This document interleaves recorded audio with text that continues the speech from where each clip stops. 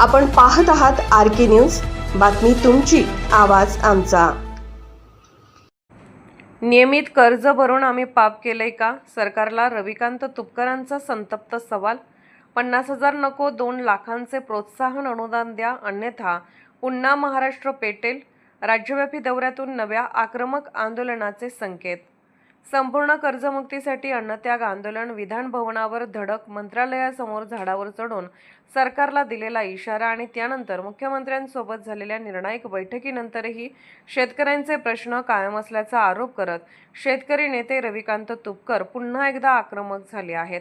राज्य सरकारच्या अहिल्यादेवी होळकर कर्जमाफी योजनेतील नियमित कर्ज फेडणाऱ्या शेतकऱ्यांसाठी जाहीर करण्यात आलेले केवळ 50,000चे प्रोत्साहन अनुदान अत्यंत अपुरे असून ते 2 लाख करण्यात यावे अशी जोरदार मागणी त्यांनी केली आहे।